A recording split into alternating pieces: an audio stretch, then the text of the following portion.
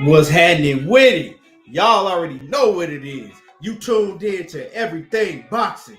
There you go talking that boxing again. Yeah, and when y'all come in the building, make sure that you punch on my like button and let me know that y'all in the building. Yes, sir. Y'all already know how we get down. We gonna really cook today. We gonna cook today. Real talk. We got a lot of things to talk about. A lot of things to touch up on.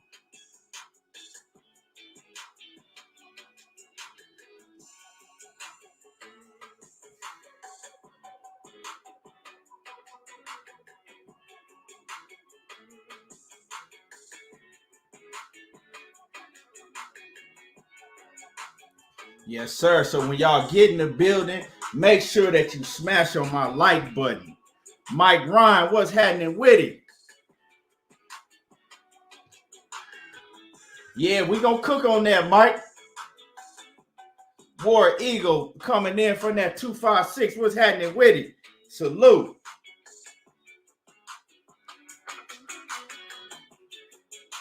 Yes, sir.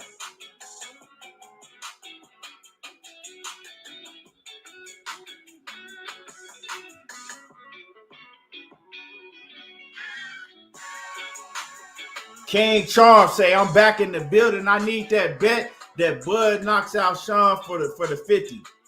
Man, I mean, I'm willing to bet anybody I know. You know what I'm saying? I can't bet you on here. Cause I mean, I bet you, and when he don't knock out Sean Porter, you gonna slide off, and I ain't gonna, you know what I'm saying? You probably gonna stay in the background. I ain't gonna never see you again. I don't, you know what I'm saying? I don't see you come through here enough to bet with you.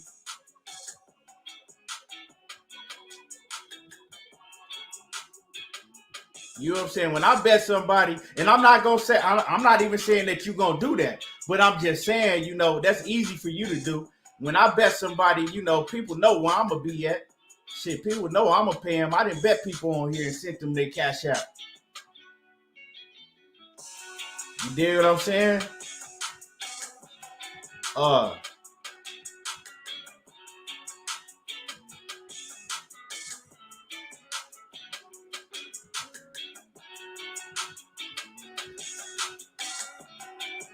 Hold on, y'all. Let me get this little link sent out.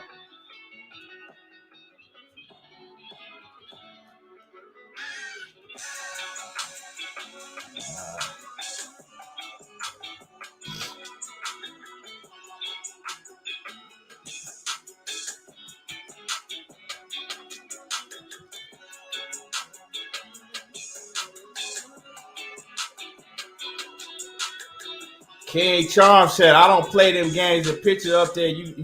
I mean, that's cool. You can have a picture up there, homie. You having a picture on the little, you know what I'm saying, YouTube profile. Like, I'm not saying that you gonna dip off, but like I said, I don't even know who you is like that. So, I mean, it's easy for you to dip off. I mean, that's just like me just betting anybody random on the internet, you know. If when I bet money with people that I see all the time, that I know that's gonna be up in the building all the time, fucking with me. You know, I don't see you like that. You know what I'm saying? If you even been on here, I mean, I may have seen you on here one time, if that.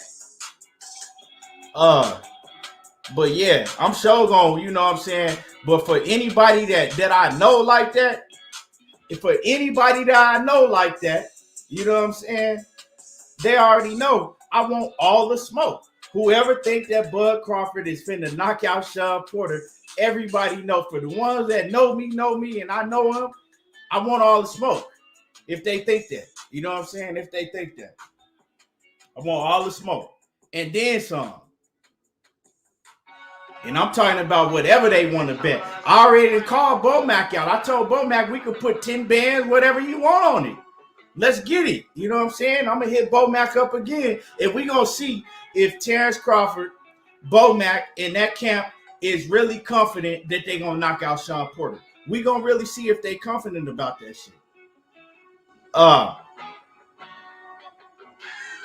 Santos, what's happening with it?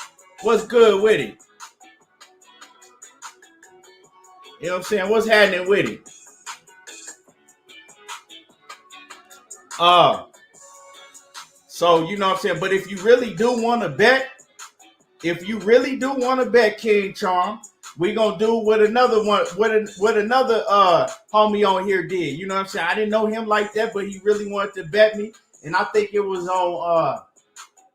He wanted to bet me that Keith Thurman was finna fight Manny Pacquiao. So he really wanted to bet. So what he did is he sent the 50 to my cash out, but we'll wait to, you know what I'm saying? We'll wait to November to do that if you really want to bet. He sent the, well, it was more than 50 he bet, but he sent the money to my cash out, and we had a bet that if he loses the if he wins the bet, I had to send his money back plus double. So that's what we did. Plus, you know what I'm saying, I had to send his money back plus whatever I lost. You know, so we can do it like that. Because everybody know if I bet somebody, I'm going to be right here. I ain't finna run. You know, $50 ain't nothing. I didn't bet, you know what I'm saying, way more than that. But yeah, I mean, so if you really want to do that, we can do it like that, you know. It's too many people that be on here, you know, internet for me to just be betting blind with people I don't, you know like that. But Sheena in the building. Salute to you, Sheena. What's going on with it, Sheena? The queen in the building. Santos in the building. What's happening with it? And like I said, y'all make sure that y'all hit the like button because, you know, once I started talking about real shit, the real things that's going on, they stopped sending my notifications out and they stopped putting my my channel up so people could see it. You know what I'm saying? So make sure that y'all at least, you know, hit the like button. You know, make sure that y'all hit the like button. But yeah, so we got a lot to talk about. It's a lot going on. And DP Rocker, what's happening with it? Salute. It's a lot going on, and we gonna talk about it, you know. I mean, you ain't gotta do nothing. Like I said, man, you ain't gotta do none of that, bro. I'm just telling you, if you really want to bet, that's what we can do. But I mean, it ain't, you know what I'm saying? I'm not finna lose sleep over it either way. You dig what I'm saying? I'm just telling you.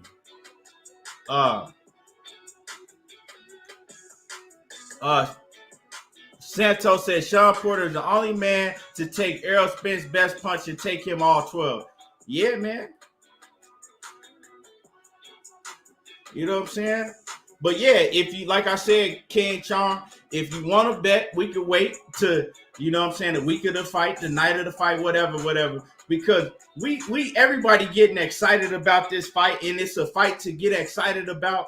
But the way that boxing is going down right now, like, don't get too excited about none of these fights. And like I said, yeah, they coming out, they saying that the Sean Porter and Terrence Crawford is final. Let's wait and see when tickets go on sale.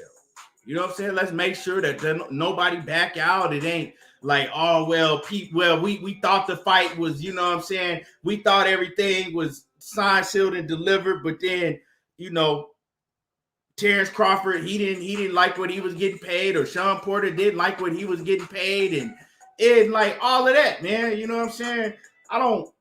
We know how these things in boxing has been going down. I got you right now. I got you. I'm gonna shoot it to you, man. I went in my email 503 and I was looking to see if you was in the email, but it didn't pop up. I'm gonna send you the link right now. Kendo, hold on. Give me 1 second. All right, hold on. Let me see. Invite. Let me give my boy 503 this link so we can get this show started up and get the cooking.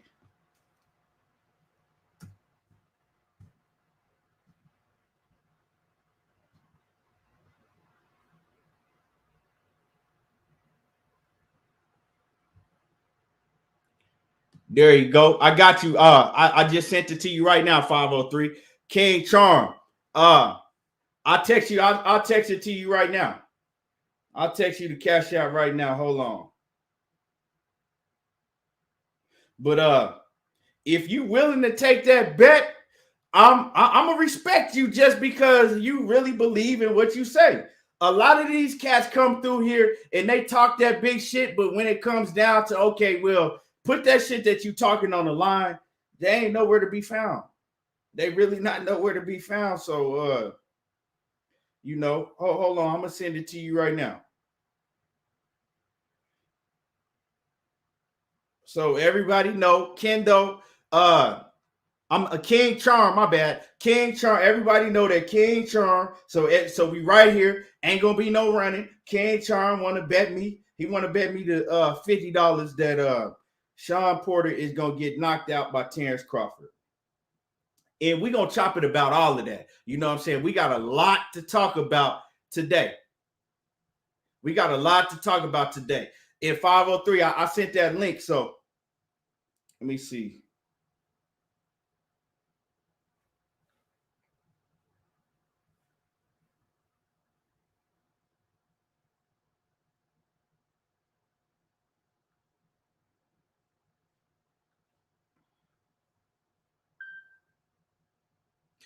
Let me see. Let me where your number at? Let me see. Right here. Hold on. 309 857 16.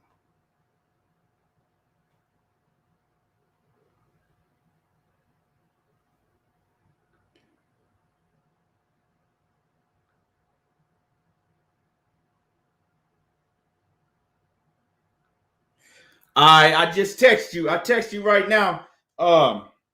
And then I'll put the cash app in there. Well, I'll put the cash app up on the screen anyway. So you can just take the cash app from the screen. Hold on. Let me see. Hold on, y'all. Fuck this cash app at. So there go Cash App, PayPal, all of that right there on the screen.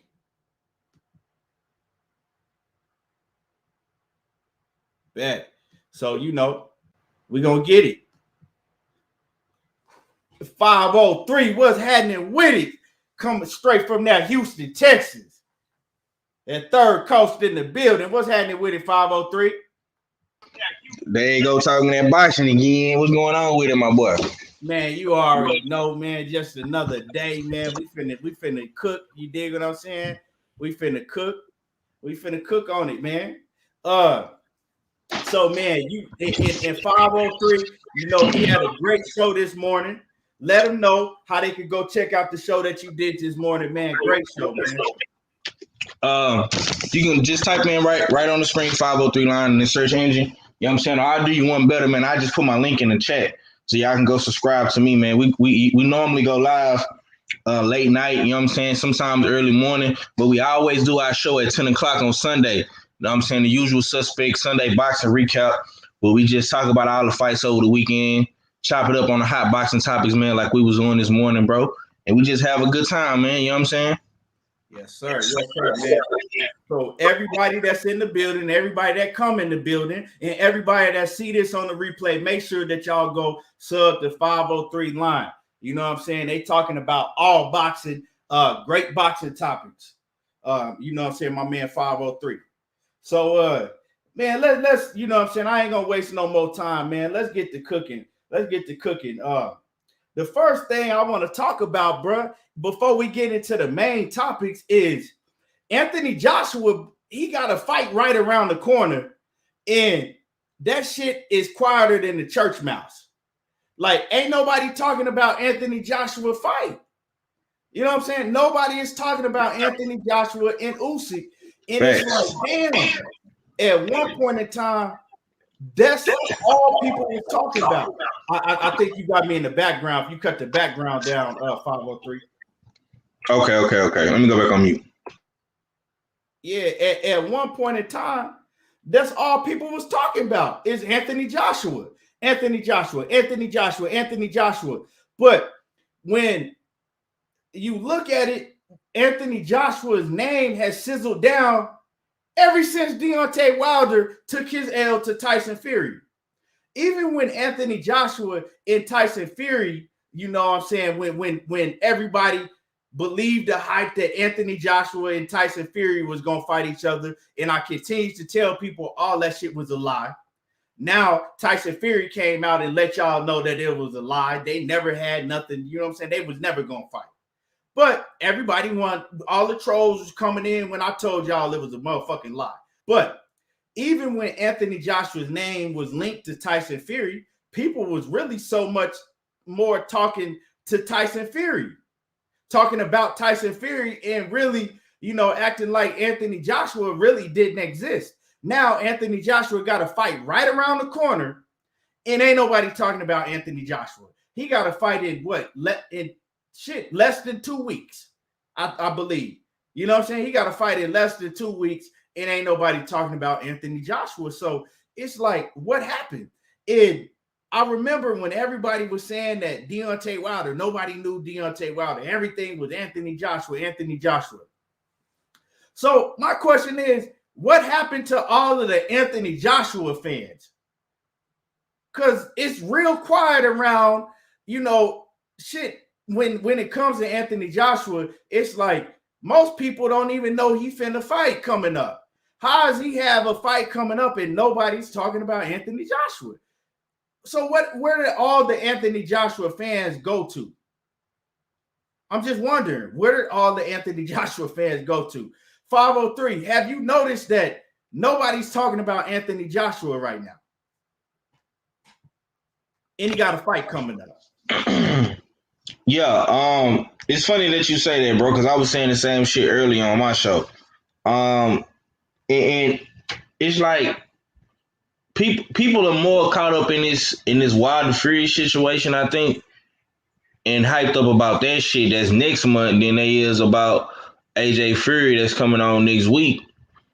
And I'm not gonna say he ain't got a fan base, man, but his fan base, you know what I'm saying? I think I'm gonna say this, bro. I think all his fans left and jumped ship and went with Tyson Fury for this Wilder shit. That's what I think.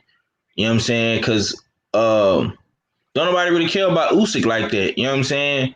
Even though us true boxing heads, dudes that really watch boxing every week or every time it's a good fight on TV, we know who Usyk is. You know what I'm saying? But I don't think the masses do. You know what I'm saying? So people are uninterested in that fight, but when you talking about shit, Canelo, motherfucking Earl Spence, Terrence Crawford, you know what I'm saying, Wilder Fury, like motherfuckers is interested in that shit, bro.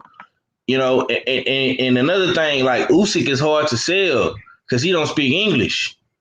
You know what I'm saying? And he from the Ukraine, so motherfuckers don't really know who he is. Even though this man was an undisputed champion, like motherfucking Usyk was undisputed, bro. Like people don't even know that. Yeah, right. You know what I'm saying? So I'm like, God damn. But it's a good ass fight. It's a good ass fight, everything boxing and sports. I just think they personalities, man, ain't really appealing to the fans. You know what I'm saying? Because AJ kind of got that good boy personality. Usyk, you know what I'm saying? He really a clown ass nigga, but you can't understand shit he's saying, but he really funny than a motherfucker. Like you watch some of his videos and shit, the motherfucker be clowning. You know what I'm saying? So it's a good fight nonetheless, but it's not gonna get talked about, bro, because I'm gonna tell you something, bro. And it's fucked up to say it, but it's the truth. Even though AJ is the champion, bro, he the unified champion. He got more belts than Fury and Wilder did, bro. But he gonna forever live in a shadow. Simply because what Fury said on the interview the other day when he was talking to the soccer player, he was like, man, AJ never fought nobody in their prime. You know what I'm saying? And sad to say, it's the truth because Tyson Fury got a better resume than him, and Wilder do. That's why I posted up Wilder last 10 fights, bro. His last look at motherfucking me, Wilder last 10 fights, look at Fury last 10 fights, and look at motherfucking AJ last 10 fights, bro. You know what I'm saying? AJ don't really got no good names on his resume, bro. And then plus he lost to Andy Ruiz. So they really knocked him off. So he gonna live in that shadow, bro, until he beat both of them or if not one of them. Right. You know what I'm saying? That's all I got on it though, bro. Nah, I feel you. But the thing is, to me, is this showing that he ain't really got a strong fan base. Because look, I mean, you use Tank Davis or Errol Spence. It don't matter who they fighting. Look at Tank. Ain't nobody know who the fuck Mario Barrios is. What didn't nobody know who Mario Barrios is? A lot of them dudes that Tank fight don't nobody know who they is. But they still show up and they still buy his fights. And everybody's still talking about it. So it seemed like to me that that AJ was them fans really riding with him like that. Because soon as Fury name got popping, everybody just like, you know what I'm saying, ran away from the AJ bandwagon and hopped on the Fury shit. Yeah, not to cut you off though, but I do think the fans next week will show up for AJ. You know what I'm saying? Because the UK been on lockdown, so I don't think his fan base like coming to the fights and supporting is the problem. I think it's like him on the internet is the problem. Right. You know what I'm saying? If you look in 503, if you look at the whole situation, right? One thing they both had in common when they was popping Fury and AJ, one thing they both have in common when they popping like at the highest degree is Deontay Wilder. So that right there, if you look at when, you know, how AJ's name stopped popping, when everybody stopped putting Wilder with AJ, and the same thing with Fury, right? One thing they both got in common is their name is popping the most when it's connected to Deontay Wilder. And they'll try to tell you that Deontay Wilder, oh, he's not this and he's not that. That's showing you that his name, that Deontay Wilder's name has become bigger than both of them dudes. To me, that's my opinion. He bigger than both of them because when his name is not connected to AJ, ain't nobody talking about AJ like that. When his name wasn't connected to Tyson Fury, wasn't nobody talking about Tyson Fury like that. You know what I'm saying? So that shows a lot. That shows a lot.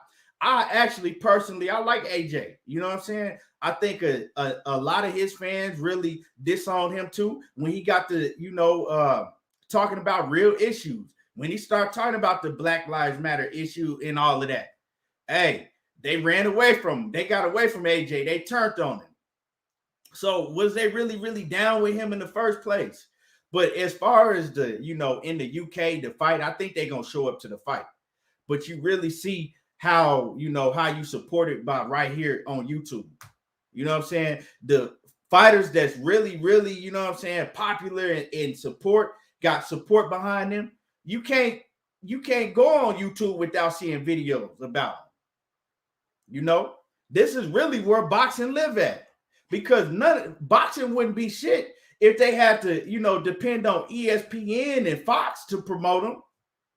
This where it's at right here. No, for shit show, bro. You ain't lying. It's like this, man. You know what I'm saying? You got to think about it. In these past 2 years, man. You know what I'm saying? Wilder been carrying this whole Tyson Fury shit. So boom, Wilder lose to Fury. It's this whole scandal, the whole glove gate shit. The Tyson Fury cheat. You know what I'm saying? Wilder kind of get quiet, don't say nothing. So that's when they start talking about the AJ versus Fury shit. You know what I'm saying? So Eddie Hearn kept their name afloat over here in America. He was every fight he came to in America, whether it's Devin Haney, Canelo, you know what I'm saying? Whatever he had going on, motherfuckers kept asking him about Fury versus AJ. So they kept AJ name in the conversation.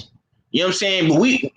But that shit lasted like damn near a whole year. You know what I'm saying? You going live all the time talking about Wilder Fury, arbitration, Anthony Joshua, you know what I'm saying? But then boom, the arbitration hit, and we was telling everybody, like, look, man, this arbitration still going, bro. I don't know if the AJ Fury shit gonna fight. They gonna fight, but if they fight, then we gonna be cool with it. You know what I'm saying? But don't forget about Wilder got this arbitration. You know what I'm saying? He got these lawyers on Tyson Fury ass. We telling everybody this. You used to go live and say this shit all the time. You know what I'm saying? But then the arbitration come, the judge rule in Wilder favor. You know what I'm saying? That AJ and Eddie Hearn, they got a motherfucking me backtrack. So it's like, even though all AJ was trying to do was get the fight, he took a lot of heat with that shit too. You know what I'm saying? And the kid didn't do nothing wrong because all he was trying to do was be undisputed. You know what I'm saying? But it was more so on Tyson Fury and Bob Arum, but AJ took the heat. So now it's like he playing back fiddle to motherfucking me Fury again. And the kid got more belts than motherfucking me Tyson Fury, bro. So it's like, goddamn, and he really the one that's putting on for the UK, truth be told. Tyson Fury not doing that shit in the UK, bro. Tyson Fury coming to America and living off Wilder. Right. You know what I'm saying? So, you know, I just think, man, me personally, bro, the only way they gonna be able to pop on the internet like that, especially in America, bro, you got to be associated with somebody like Wilder. You know what I'm saying? Wilder is the common denominator in this situation. Right. You know what I'm saying? So you absolutely right. You know what I'm saying? So that's what I'm saying. AJ, like we were saying earlier on my show, bro, AJ got to keep that same energy. You know what I'm saying? I want to ask you this because I didn't get to ask you earlier. Do you think when Wilder beat Fury, do you think he will keep that same energy with trying to be undisputed like how he was with Wilder? Absolutely not. Absolutely not. I don't think if when Wilder beats Tyson Fury, AJ is not going to keep the same energy because you got to think, right? Let's keep it 100. When Wilder go out there and beat Tyson Fury, right, with the new arsenal that he's been displaying, you know what I'm saying? He's stronger, he bigger, all of that shit. More skills. He working on things that he had been working on in years with what's his name? With the Mark Breeden, right? So if he go out there and beat Tyson Fury, they're gonna look at him 20 times more dangerous than he was before. So with the arsenal that Wilder was displaying before, right? And then he come back and he looked way better than he already did. It beats Tyson Fury when most of them didn't think that they don't think that he have no chance of beating Tyson Fury, right? Let's just keep it 100, right? So he come and do that, and they didn't want to fight him before. You think they're gonna want to fight him now? We got to think about that. If they didn't want to fight Wilder before, and if he goes and beats Tyson Fury, right, with everything that he's displayed leading up to this Fury fight in the past year and a half, if they didn't want to fight him before, you can't make me believe that they're going to want to fight him now. Now, one thing that Anthony Joshua has on his side is Eddie Hearn. And Eddie Hearn can sell Eddie Hearn can sell blood to a woman on her period. He'll make his fans believe any and everything. So Eddie Hearn is a master manipulator, and he gonna flip the situation around and flip the story around to where everybody, you know what I'm saying, that don't know no better is saying that Wilder is ducking AJ. That's one thing that AJ has on his side is he has Eddie Hearn, and Eddie Hearn can flip any story, and you know what I'm saying, they're gonna believe it. They're gonna believe anything Eddie Hearn tell them. You see what I'm saying? So I don't think that AJ, because they've already been making excuses. If you listen to them, they already been making excuses if Wilder win. You know, oh well, we got to do this and we want to, you know, come on, bro. We see it from a mile away. I don't think so.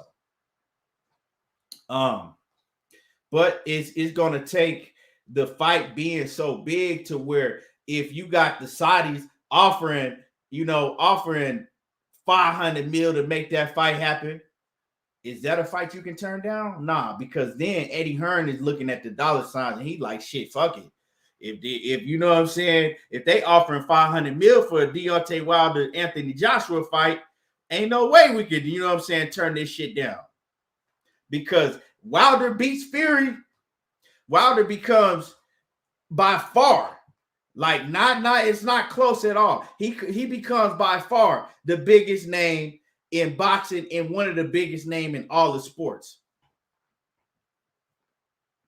So yeah, man. What you think about that situation? I mean, I agree. I agree. You know what I'm saying? But at the end of the day, like I said, I just want motherfuckers to keep the same energy. Like I see people in the chat talking about Wilder, Duck AJ and 100 million and all this and all that. You know what I'm saying? But AJ turned down his highest guaranteed payday. You know what I'm saying? With upside of back end money for pay per view and ticket sales. You know what I'm saying? So make that shit make sense. And I'm gonna tell you something too. This whole conversation is gonna get brought right back up. You know what I'm saying? This is only the beginning. You know what I'm saying? So we gonna see how this shit pan out. I think motherfuckers gotta learn how to keep that same energy. You know what I'm saying? Because everybody was up in joy for AJ and Fury, man. Had that same energy for AJ Wilder. You know what I'm saying? Because truth be told, motherfuckers seem to forget, bro. Like, the only reason why Tyson Fury was even brought into the conversation is because AJ and Eddie Hearn was playing games with Deontay Wilder. You know what I'm saying? We wouldn't have needed fucking Tyson Fury, bro. AJ and Wilder could have fought 3 years ago. Right. You know what I'm saying? They could have fought in 2018. So that's all I'm saying, man. Salute to Bumpy Thompson, coach in the building. What's happening with it? Salute to you, coach. Let me see who else in the building. Votes, UK. What's happening with it? What's good with it? Votes is saying that he think Usyk gonna box the shit out of Anthony Joshua. I don't see that happening, but it ain't impossible. Ricky Williams, what's happening with it? Let me see who else we got in the building I missed. Let me see. But so anybody, like, check this out, man. Anybody that's talking about that Deontay Wilder ducked fucking Anthony Joshua 100 mil, that just shows me that they don't know what they're talking about. Either they telling the flat out lie, right? Or they just don't know what the fuck was going on because they wasn't following the story, right? First of all, you can't duck nothing. Anthony Joshua, that fight wasn't even set in stone to happen. Anthony Joshua, he didn't even beat Andrew Ruiz. So how Deontay Wilder gonna duck something when they couldn't even guarantee that Deontay Wilder was gonna get a fight with Anthony Joshua? You know what I'm saying? How am I duck something when you can't, you offering me some money, but you won't even guarantee, you can't even put Anthony Joshua on the contract and guarantee that I'm gonna get a fight with Anthony Joshua. Make that shit make sense to me. Make it make sense, please. Come on now. So, you know, and we can go over that whole situation and how it played out. But if you know, you know. You know what I'm saying? 503, we both know how that situation played out. Pull counter boxing, what's happening with it? Salute. Yeah, so, man, but before we move on to the next discussion, you got anything else you want to add, you know? Nah, man. We can move on, man. Because like I say, we're gonna have to eventually come back to this crossroad again. Right. Exactly. You know what I'm saying? So we gonna get to it. Right. Now, one thing I want to talk about, right? So, and let me pull it up so I can get the dude name right, because I don't know who this dude is. I ain't never heard of him. When I pull up his name, maybe you heard of him and you could tell me about him, but I don't know him. Hold on. Let me see. Hold on real quick. Let me pull it up. Let me see.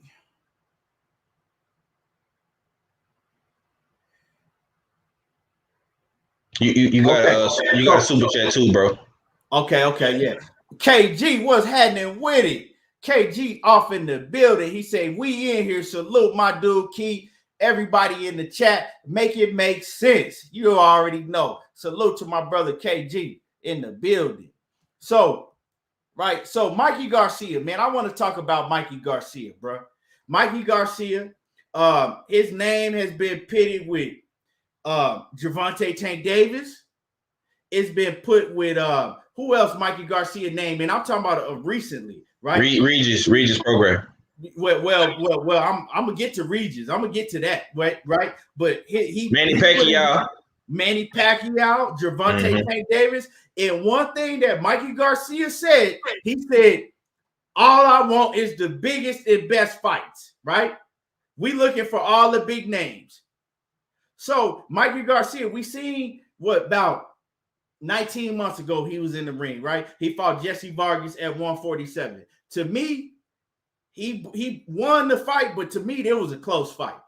You know what I'm saying? A lot of people acting like Mikey Garcia went out there and just beat the shit out of Jesse Vargas. Nah, Jesse Vargas was touching Mikey Garcia up, you know. And so, you know, Regis Prograis, he started calling out Mikey Garcia. Mikey Garcia and Regis Prograis, you know, that fight was looking like it was really gonna happen. We got to talking about the fight, and I was giving Mikey Garcia props, like, you know, Mikey Garcia, he about that shit. Mikey Garcia is really with all the smoke.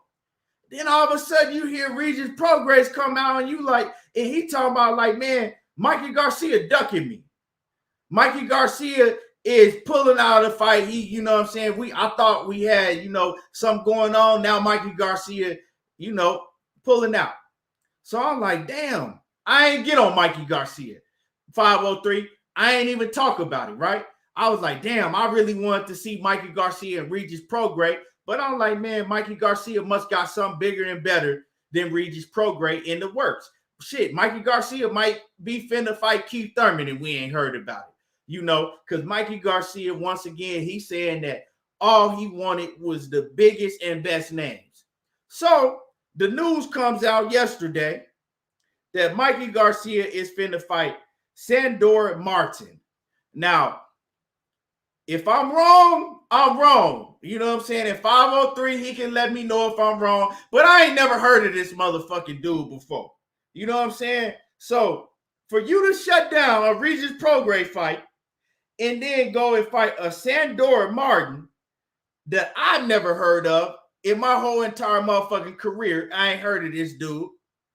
And so, to me, it's looking like that Mikey Garcia is ducking all the smoke. Mikey Garcia flat out ducked Regis Prograis. So, when I said I ain't really get on Mikey Garcia, when Regis Prograis came out and said that, you know, Mikey Garcia ducked him, I let him slide because I'm like, okay, well, Mikey Garcia must be coming with a bigger name than Regis Prograis, so he can you can use that excuse. You can't say a man ducked if you come with a Keith Thurman or a bigger name. But now I'm getting on this motherfucking helmet because Sandor Martin, I ain't never heard of this dude. So Mikey Garcia looked like a motherfucking duck to me. You know what I'm saying?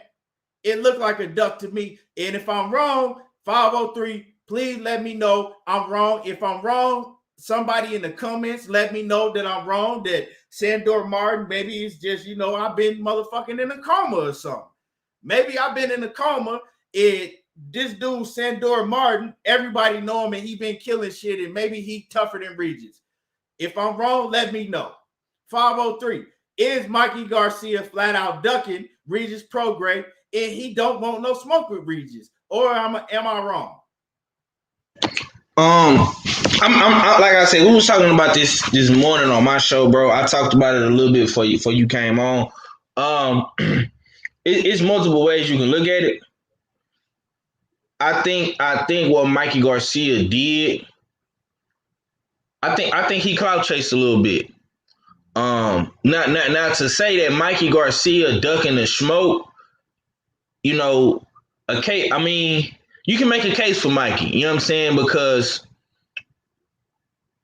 I see a lot of these dudes doing what Mikey Garcia did, meaning calling these black guys out.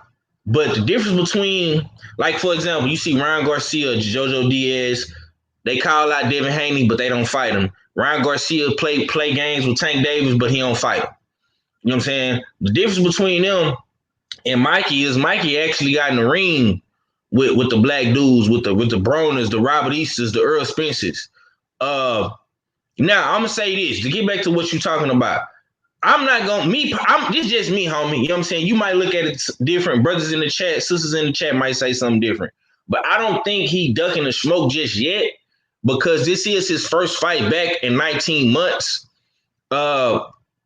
So in his defense, you know what I'm saying? I'm gonna give him a pass for this one. Now I was upset at first because Regis is my guy. You know what I'm saying? We talked, me and Stay Ready, we talked to Regis, we done interviewed him multiple times. Regis stay in Texas, he stay in Katy, you know what I'm saying, down the street from me and shit like that. So I got nothing but love for Regis and his team. You know what I'm saying? Cool with his strength and conditioning coach. You know what I'm saying? Coach Toby. I know all them guys, you know what I'm saying? I know where he trained at and everything. Regis is my guy.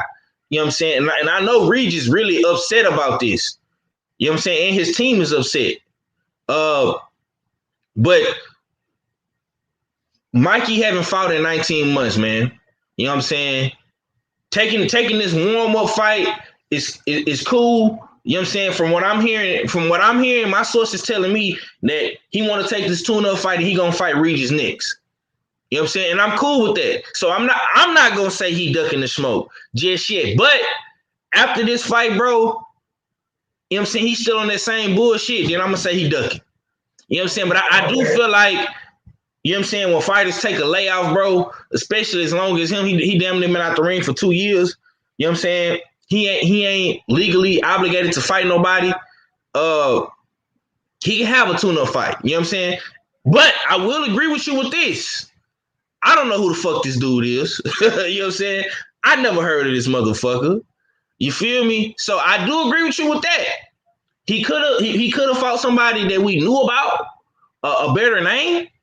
You know what I'm saying? To come back and get his feet wet. But to say he ducking, bro, you know what I'm saying? Nah, I'm not gonna put that jacket on Mikey. You know what I'm saying? Because Mikey, when he called out Earl, bro, he fought Earl Spence. When he called out goddamn me, Adrian Brown, he fought Adrian Brown. He fought Robert Easter. He fought Lippy Nets. You know what I'm saying? Gave Lippy Nets his first L. You know what I'm saying? So right. I never known Mikey to be no ducker. Right. You know what I'm saying? Right. So go ahead. We gonna see. We gonna see. Go ahead, bro. So I look at it like this. You can look at it a few different ways. So we can look at it a few different ways, right? Because I know, like you said, and like somebody else in the chat said, well, how is Mikey Garcia ducking when he fought Errol Spence? Well, this is the thing. You in your head, you got a perception like, you know, hey, can't nobody fuck with me, not even Errol Spence. And then you go in the Errol Spence fight and you get the shit beat out of you, right? So then your confidence starts to slide down a little bit. Then you take a little layoff. Then you come back and you fight Jesse Vargas. And Jesse Vargas is putting hands on you. Yeah, you beat Jesse Vargas, but Jesse Vargas is putting hands on you. Now your confidence slide down a little bit more. You take another layoff, right? So, and then you say, you know what? You talking, because I watch Mikey Garcia on Ellie Setback all the time. I'm a huge Mikey Garcia fan. So 503 is one that could tell you, and everybody that fuck with me can tell you, yeah, I could be a huge fan of you, but when you doing when I think you ain't moving right, I'm gonna just keep it 100. Like, I love Mikey Garcia as a fighter. I'm a huge Mikey Garcia fan. But my opinion is you can't come in every time you on camera with Ellie Setback, you talking about that you want the biggest and baddest fighters, the biggest names and all of that, right? And then you come and give me a motherfucking name, Sandor Martin, that ain't nobody heard of before, right?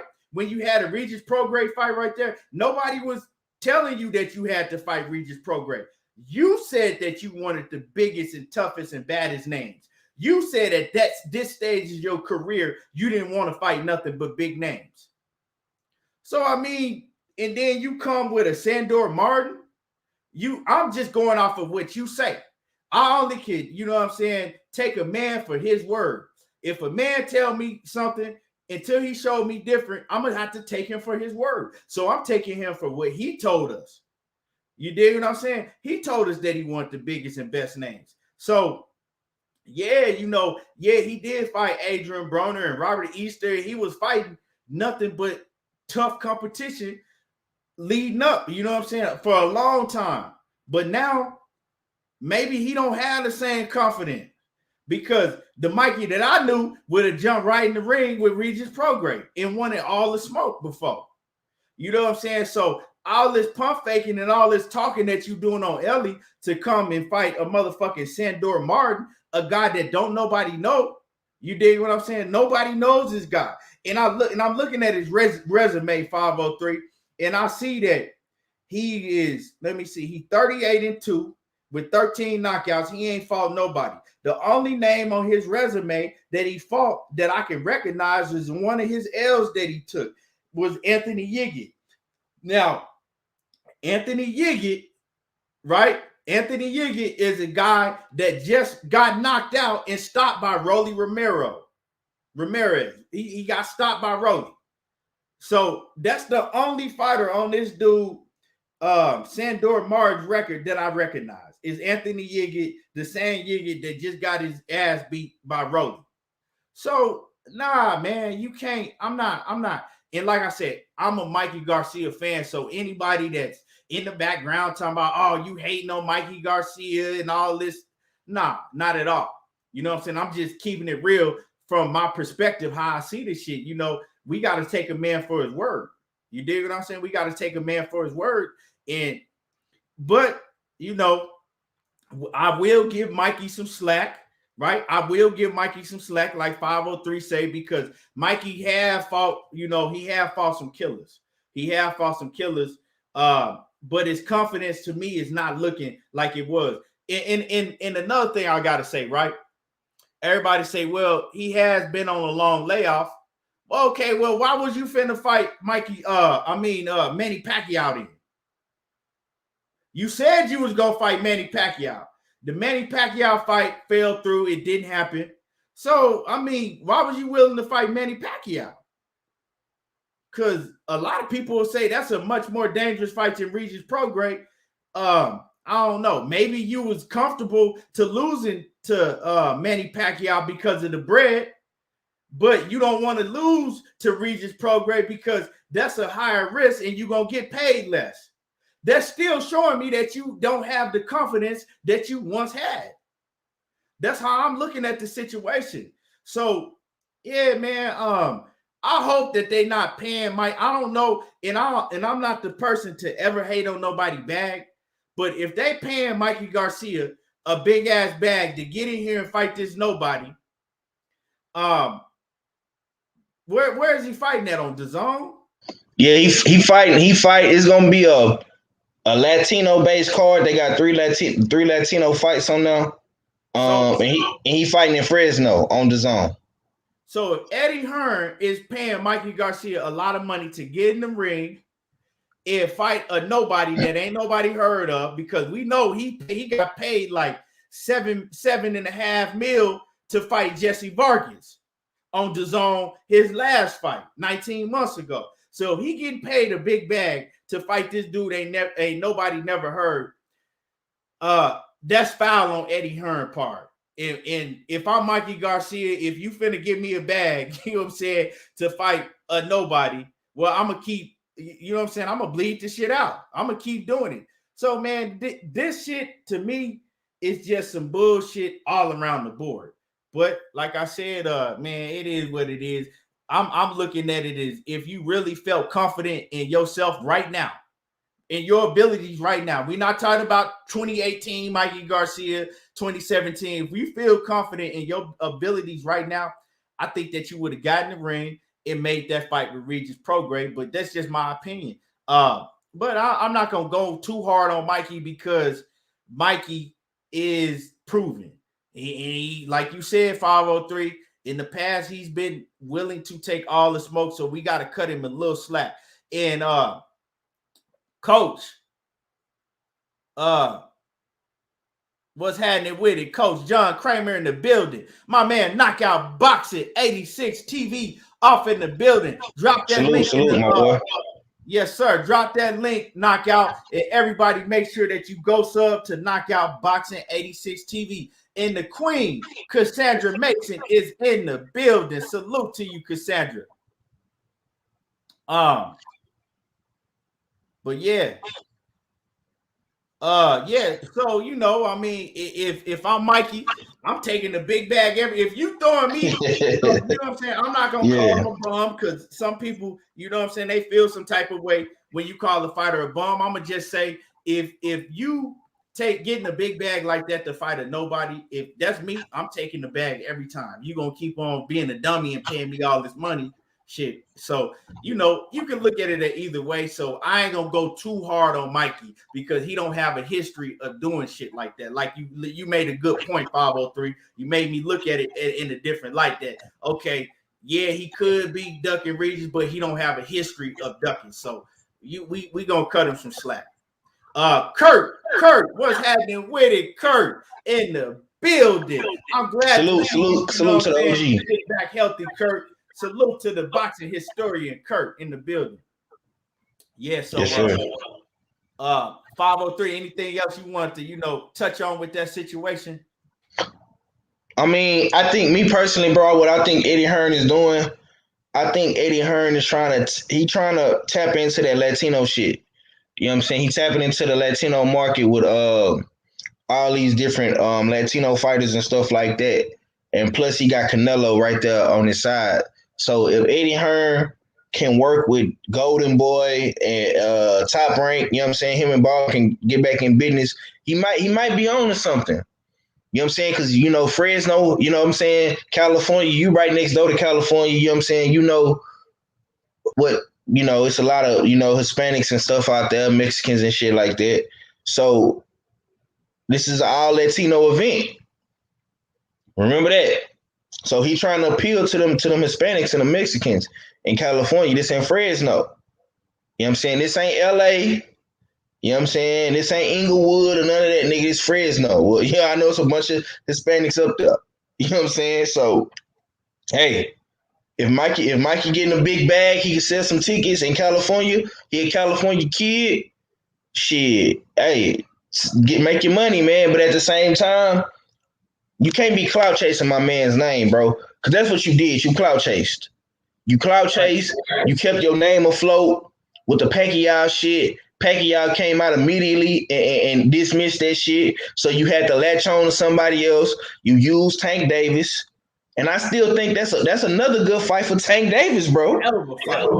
You know what I'm saying? Like we were saying earlier on my show, I say this nigga Tank got hella options. He got more options in the game than goddamn me Canelo right now. He can have it his way. You know what I'm saying? Burger King shit, he can pull up and have it his way. So that's another good fight for Tank Davis. You know what I'm saying? You gotta fight somebody though, bro. We know you. We people don't really know no Mikey when he first came out and he was fighting at the lower weight classes, winning belts on Top Rank and shit. But more so, people know you when you did your second turnaround. You know what I'm saying? You bounced back from being on lockdown from Bob Arum. You know what I'm saying? Him locking you out. We know you from coming on PBC, like I say, with the Brona, you knocking out the Russian kid, you fighting Lipinets, getting your ass whooped by Earl Spence. You know what I'm saying? But not getting stopped. You know what I'm saying? That's what we know you for. So you got to give us that Mikey, man. This Mikey that you doing right now, the clout chasing, the goddamn me fighting these lower level guys, no disrespect to Vargas, you know what I'm saying? And this other cat. But man, we want that old Mikey, man. You know what I'm saying? That's all I got though, bro. Right. And y'all hit my like button. You know what I'm saying? Hit the like button if you in the building. They don't be sending my notifications out. They don't put my channel up for y'all to really see that I'm on and all that shit no more. So the least thing y'all can do is hit the like button. Smash on that like button. You know what I'm saying? If you in the building, smash the like button. And then go sub to 503 Line. Sub to his channel. He will be live today. He go live every day too. Go support his channel. And then go support Knockout Boxing 86 TV. Brown on Boxing, what's happening with it? Salute to you. So yeah, make sure that y'all smash on the like button. You know what I'm saying? It don't cost you none. It don't take none to hit the like button. Hit the like button. Oh man. So we gonna move on, man. We gonna move on, right? Let's talk about man Terrence Crawford and Sean Porter for a minute, because A lot of people out here saying, you know what I'm saying? A lot of people feeling confident that Terrence Crawford is going to stop Sean Porter. You know, I hear a lot of these Terrence Crawford fanatics, and they talking about that they got Terrence Crawford stopping Sean Porter. We going to see when the fight gets closer if they really want that smoke, because I let everybody know, 503, for the ones that I know, you know what I'm saying, that's going to be around. KG said, hold on. He said the notification popped up for him 20 minutes late, 20 minutes before you went live on my phone, bro. Shit to know. Okay, for sure. For the ones that I know, I want all the smoke. You dig what I'm saying? If I'm letting you know, if I know you and you think that Terrence Crawford is going to stop Sean Porter, well, if you real about that shit, put your money on the line and we can bet. But yeah, a lot of people think that shit, man. Bo Mac, I'm gonna holler at Bo Mac and see what he want to do. Because Bo Mac last year, about a year and a half ago, he was the first one who started saying that if they get in the ring with Sean Porter, they stopping Sean Porter. They're gonna stop Sean Porter. I don't see it happening. It's levels to this, right? You can't compare Sean Porter. You cannot compare, and this is why I'm saying this, right? You can't compare Sean Porter to the rest of them dudes that Terrence Crawford's been fighting. You dig what I'm saying? You can't compare him to no motherfucking Jeff Horn. Jeff Horn ain't shit. Let's just keep it 100. Jeff Horn, if you look at how if you go even look at the Jeff Horn and Terrence Crawford fight, the dude footwork is horrible. You know what I'm saying? Jeff Horn ain't shit. We wouldn't even know who Jeff Horn is if Jeff Horn hadn't got a robbery against Manny Pacquiao. It was a robbery. Manny Pacquiao beat his ass. We wouldn't even know who Jeff Horn is. Nobody would have ever been talking about no Jeff Horn. Terrence Crawford got thrown a bone. But he did what he did. You know what I'm saying? He was supposed to do that to Jeff Horn. Benavidez, right? Jose Benavidez, a solid fighter. He got Jose Benavidez up out of there in the very, very last round. You got to give him his props. But Jose Benavidez ain't no Sean Porter, right? Then who he fight after that? He fought Amir Khan. Everybody touch Amir Khan. If you touch Amir Khan go to sleep. Amir Khan ain't no Sean Porter, right? Then who is it? Igis Kavalaskis. Well, we seen what Virgil Ortiz just did to Igis Kavalaskis. I think he set him down, 4 times before he got him up out of there and stopped him? Yep. Igis Kavalaskis, he showed you that when he fought Terrence Crawford, Igis Kavalaskis, and he is a solid opponent. So I'm not finna sit up here and say that Igis Kavalaskis is a bomb and none of that shit, right? But he showed you in the Terrence Crawford fight that he didn't have the dog in him like that. Terrence Crawford won that fight because when somebody stood up, see, Igis Kavalaskis was the bully, right? He was used to being the bully. But Ray Robinson showed if you stood up to him, he wouldn't, you know what I'm saying? He was going to kind of back down some. Igis Kavalaskis, he lost to Ray Robinson. Clearly, Ray Robinson, to me, if you go watch that Ray Robinson and Igis Kavalaskis fight, Ray Robinson won that fight at least 9-3, 8-4. He won that fight. He should have won that fight unanimously. But they scored it a draw. And the only reason they scored that fight with Igis and Ray Robinson a draw is because at the time, Igis was being promoted heavily by Top Rank as the next one that they wanted to fight Terrence Crawford. They gave him a draw, a gift draw, because Ray Robinson beat the shit out of Igis, outboxed the shit out of him, right? They gave him a draw so they could still put him in the ring because they already had it set up for him and Terrence Crawford, right? When he fought Crawford, he showed that he didn't have the dog in him like that. Terrence Crawford showed that he just outdogged him.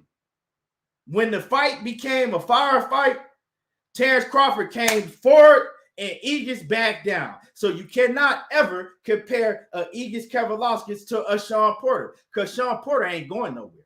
You're not finna outdog Sean Porter. If you a motherfucking whole dog, he a dog too. You see what I'm saying? So you're not finna outdog him. So that's another one. You can't compare him to Sean Porter. And then Kell Brook, his last fight. I mean, come on now. Kell Brook hadn't fought nobody in what, 4 or 5 years since he fought Errol Spence. He hadn't fought nobody since he fought EJ. He wasn't the same fighter.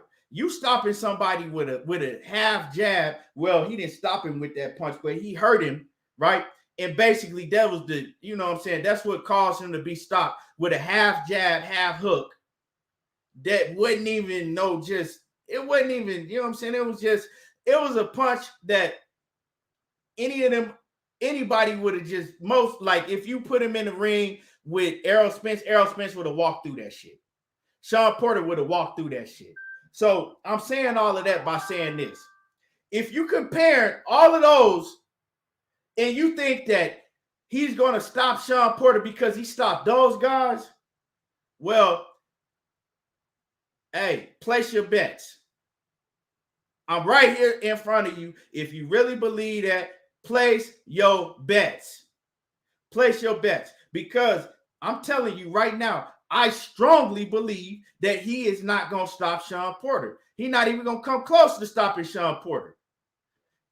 But if you think that, you dig what I'm saying? If you think that, place your bets. Now, I do think that Terrence Crawford is going to edge out a victory against Sean Porter. I think it's going to be a close fight, though. But I see him edging out a victory against Sean Porter. But as far as stopping him, nah. But a lot of y'all, I'm hearing a lot of that 503. I'm hearing a lot of people say that Terrence Crawford is stopping Sean Porter. So let me get your take on that. Let me get your take. And cook, because I got to get up for a second. So go ahead and cook for a second. Okay. Bet. Listen, man. Me personally, you know what I'm saying? People got to put respect on Sean Porter's name.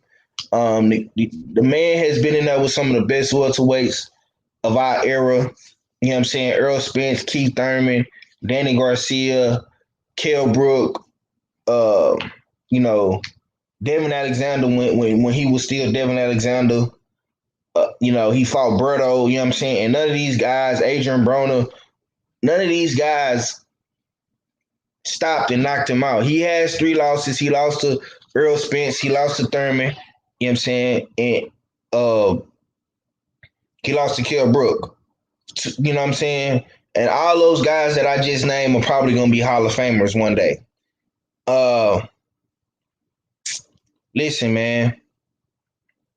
Terrence Crawford is a beast. He's a dog. And he's dog walked everybody who he's been in the ring with, from Jeff Horn to Benavidez to Amir Khan, Mean Machine, Kell Brook. I mean, he's knocked out all these guys. You know what I'm saying? He's 4 for 4, 5 for 5 with knockouts. His knockout percentage at welterweight is 100%. And he has all the momentum going into this fight. But Sean Porter is a different animal. You know what I'm saying? Sean Porter is a different animal, man. I know, and we can say, oh, he ain't fought nobody. He ain't in there with no killers. But I've never seen Sean Porter get shot by anybody. You know what I'm saying? Terrence Crawford has never fought nobody on the level of Sean Porter up until this point. And that's very, very important. If Terrence Crawford went up in there and fought Keith Thurman, stopped Keith Thurman. He went in there and fought Danny Garcia, stopped Danny. He went in there and fought Ugas, stopped Ugas. He went in there and stopped Errol Spence Jr. You know what I'm saying? Now that's a stronger case. You know what I'm saying? Cause you know what I'm saying? We just going off our face value and what we remember in the ring.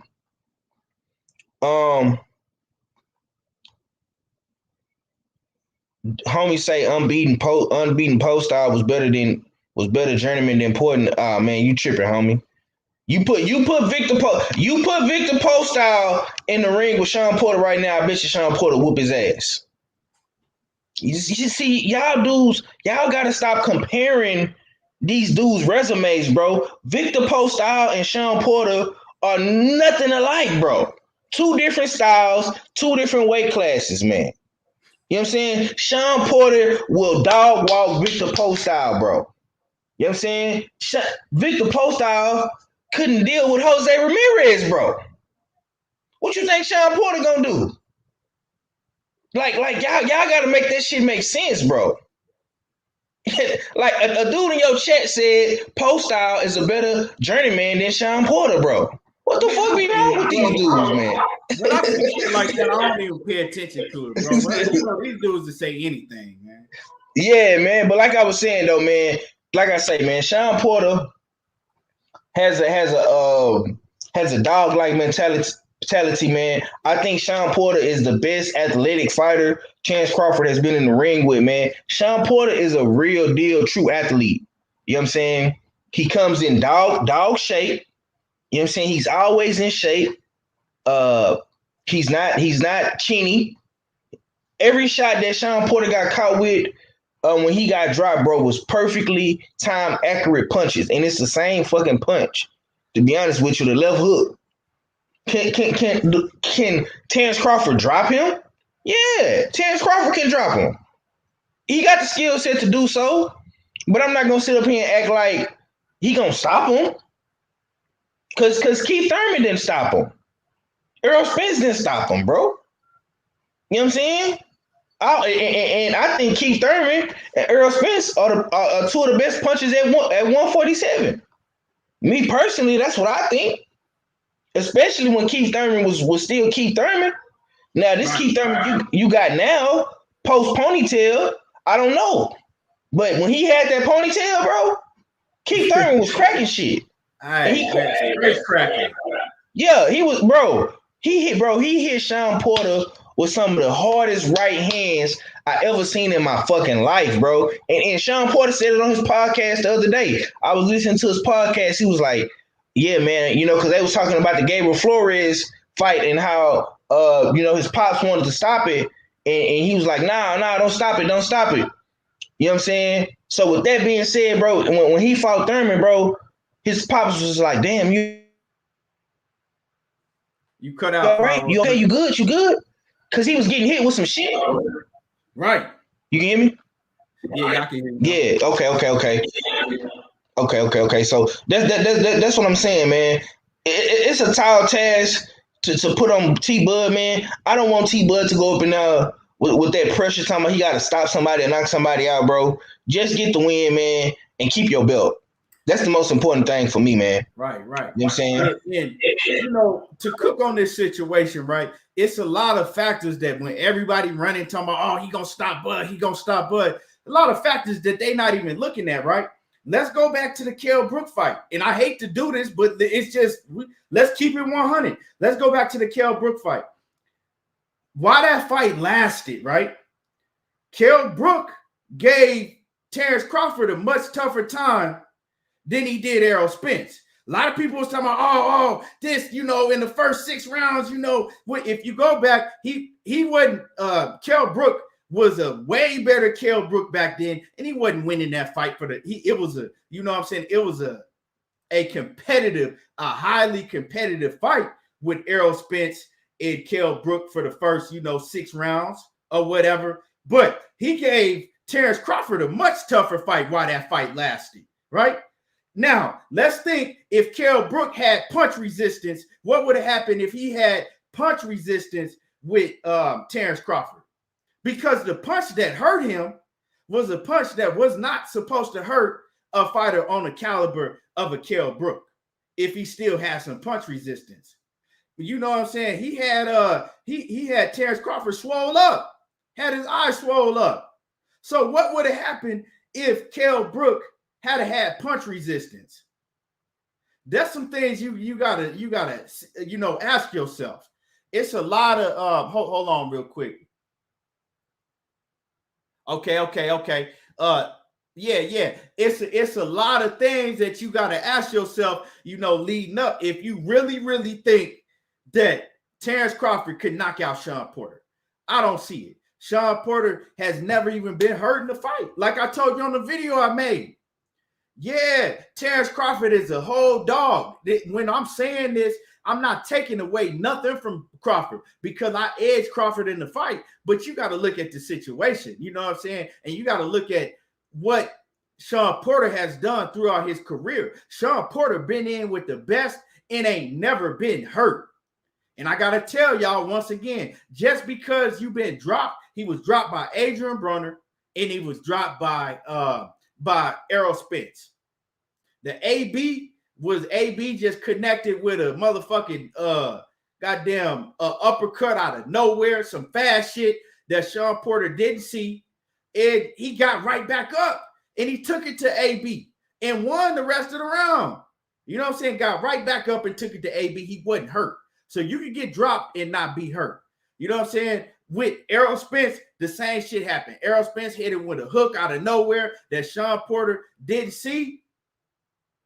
And he got right back up and came forward and was never hurt. And he ain't even really dropped. He ain't sit down against Errol Spence. His glove just hit just slid across the canvas. So he was never hurt. So nobody has ever been able to hurt Sean Porter like that. You know what I'm saying? Nobody has ever been able to hurt Sean Porter like that. And if you don't know the difference from being, a flash knockdown and really being hurt, one, you ain't never been in the ring, and one, you don't know shit about boxing. If you don't know, there's a difference between suffering a flash knockdown and being hurt. You know what I'm saying? That's just like somebody can come and spear you real quick and you could fall, you're gonna fall and you pop right back up. You're not hurt. You know what I'm saying? If you ever really know what being hurt is, when you being hurt, you are, you know what I'm saying, you fucking wheezy. You don't know where you at for a second. You kind of, you know what I'm saying, you hop up and you stumbling because you hurt. A flash knockdown can happen to anybody. You can tell if a man is hurt by the way he pops back up. You know what I'm saying? By the way he jumps back up. Then you can tell if he really hurt or not. If he got to hold on for a second, if he got to, you know what I'm saying, if he backing up and trying to get away, then you know he hurt. Sean Porter was never hurt in neither one of those situations. So Keith Thurman, I'm talking about he rocked Sean Porter. But Sean Porter, he never dropped it. So Sean Porter been in with the best. Terrence Crawford might not even be able to hurt Sean Porter, let alone stop him. I don't see it. You know what I'm saying? Y'all got to show me where, Sheena, weak legs. When you got weak legs, if you get dropped and you get up and we can see that you got weak legs, then you are hurt. What we seen from Sean Porter, we've never seen Sean Porter hurt like that. So a lot of y'all, you know what I'm saying? A lot of y'all really just don't know shit from boxing. You don't know shit about boxing. You think if a man, a flash knockdown is, he's hurt. No. You know what I'm saying? Learn the difference.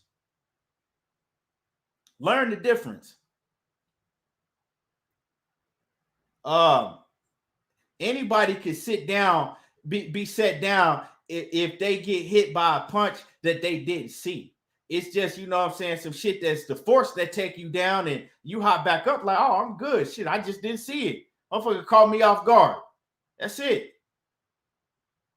But I mean, like I said, I don't have no problem with y'all thinking that. Just if you willing to put your money on the line, on the knockout, well, come on. And we going to test Bomac because I'm going to hit Bomac up and I'm going to see if he's willing to put money on the fight that Terrence Crawford gets Sean Porter up out of there. Because you can say one thing, but showing it and proving that you believe what you say is a whole nother thing.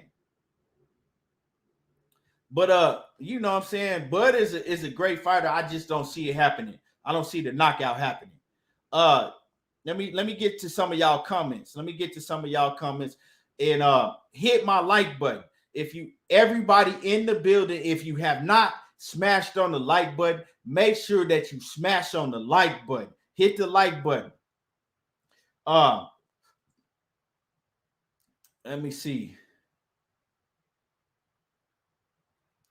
Pigeon Mike Tyson says Ryan Garcia wasn't hurt. He got put down. Yeah. And I argue with people about that shit all the time about Ryan Garcia. I make the same case for Ryan Garcia. I say, look, Ryan Garcia wasn't hurt because he showed that he popped right back up and he took the fight immediately, took the fight to Luke Campbell. You know what I'm saying? He wasn't hurt. He wasn't wobbly when he got up. He wasn't trying to run. He wasn't trying to hold on. So it's a difference.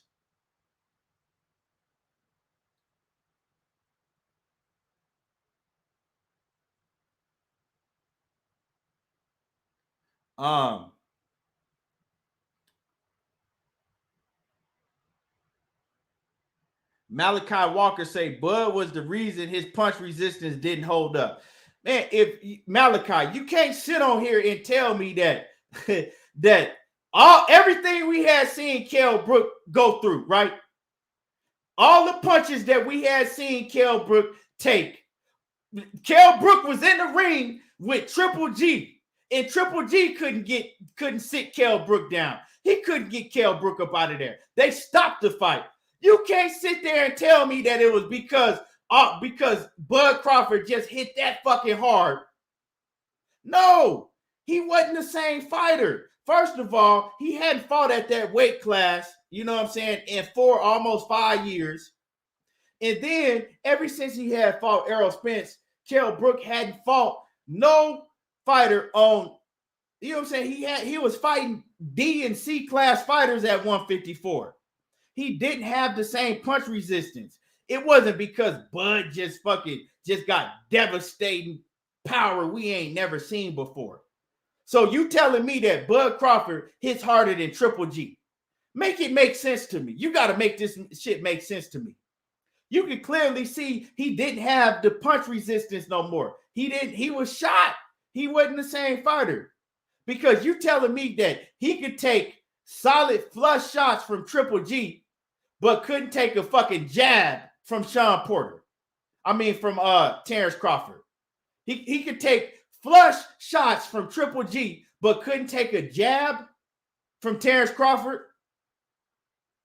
He could take flush, hard-ass shots from Errol Spence, but couldn't take a jab from Terrence Crawford. So you telling me that Terrence Crawford's jab is harder than anything that Triple G and Errol Spence throw? Come on, man. Make it make sense.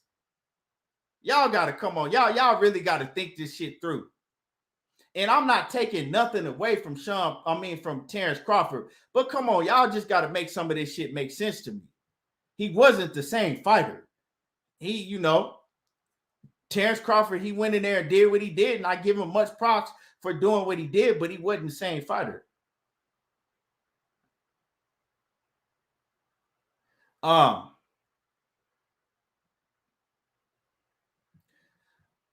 Romo says beats Bud right now. He do everything Bud do way better. I can't say all of that. I can't sit on here and say I like Boots. Boots is a monster, but I'm not finna sit up here and say that Boots beats Bud Crawford, because you got to prove that shit to me. You can't go in there and beat a whole bunch of C-class fighters and show out against a whole bunch of C-class fighters and then show out against a Lipinets, and then I'm gonna say, oh yeah, that proves to me that he beats Bud Crawford. That don't prove shit to me. You know what I'm saying? And I think that Boots is the goods. Don't get me wrong. But I'm not finna crown this fighter. I'm not finna crown Boots when Boots ain't even fought the competition that Virgil Ortiz has fought. So what I look like coming on here telling you that Boots can beat Bud Crawford? He ain't did nothing in his career for me to sit up there and say that he could beat Bud Crawford. The same thing that I say about Bud Crawford, right? It's levels to this shit. You have a certain type of opponent level. Bud, he's able to get in there in the ring and do certain things against the caliber of fighters that he's been in there with, right? those same things that he's able to do, he's not going to be able to do the same things when he in there with an A-class fighter, when he in there with a Sean Porter or an Errol Spence. The same thing about Jerron Boots Ennis. Jerron Boots Ennis will find out it's levels to this shit. Jerron Boots Ennis is not going to be able to do all that shit that he can do against Lipinets and all them other no-name fighters that he's been in the ring with. When he gets in the ring with a Bud Crawford, he's not going to be able to do those things. That's what y'all got to understand.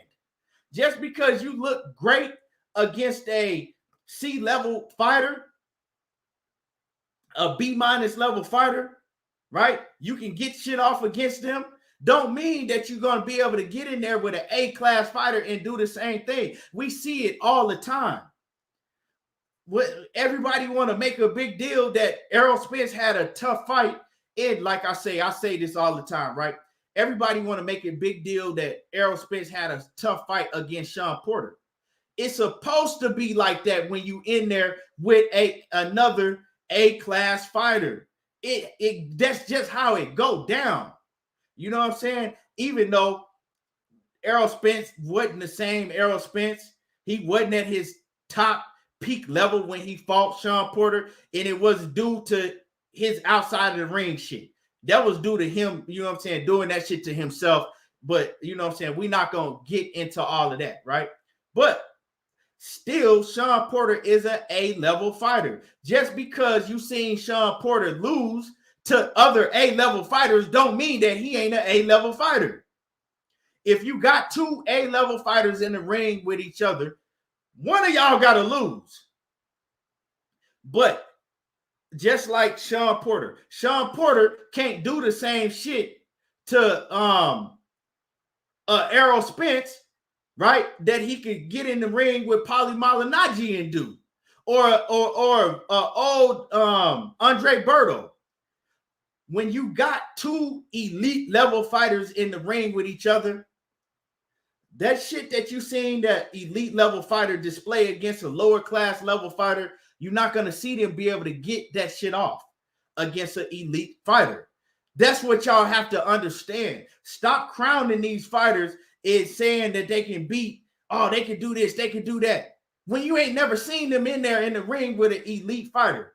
Once you got to show me, right? You got to show me that you got to show me and prove it to me. Now, if I see you get in the ring and show out against another elite fighter, then I'm like, okay, yeah, dude is on that level. Some of y'all may be too young to even have seen this fighter to even remember. What let me know, right, that Floyd Mayweather was on a whole nother level than anybody in the game is when Floyd Mayweather went out and he did what he did to my man Corrales. When Floyd Mayweather beat the dog shit out of Corrales, and Corrales was an A-level fighter. When Floyd Mayweather went in there and displayed the beatdown that he put on Corrales, at that point in time, I said, yeah, Floyd is on another level. When Roy Jones Jr., early in his career, when he got in the ring with James Toney, when he got in the ring with James Lights Out Toney, James Toney was undefeated, A-plus level fighter, and Roy Jones went in there and just put on the fucking beat the dog shit out of James Toney. I knew that Roy Jones, yeah, like, okay, you ain't got to prove nothing else to me at this point in time. You on that level. You ahead of everybody else. You dig what I'm saying? So, with all of that being said, Terrence Crawford has the opportunity, right? If this fight happens in November, Terrence Crawford has the opportunity to put himself ahead of Errol Spence, Sean Porter, Keith Thurman, and everybody else. If Terrence Crawford could go out there and he can either one, put on a boxing lesson against Sean Porter and beat Sean Porter, something like Roy Jones did to James Toney, and just beat the shit out of Sean Porter. Nobody else has done it before. Or stop Sean Porter, right? Either Either one of those two things, if he goes out there and do that, then Terrence Crawford will put himself ahead of Errol Spence, Sean Porter, of course, because he would have had beat Sean Porter, Keith Thurman, Manny Pacquiao. He'll put himself ahead of all of those fighters, all of them, in my opinion. But we could talk about that shit all day. You know what I'm saying? The fanatics can come on and say that he gonna stop Sean Porter. We could talk about it all day. Can he do it though? Can he do it? That's all I'm saying.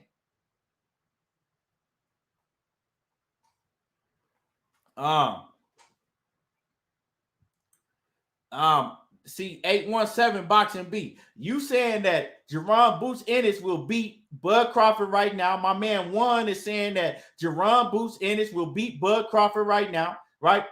It's cool. We can say that all day, but you got to prove that to me. Jerron Boots Ennis got to prove that to me, right? Until he proves that to me, yeah.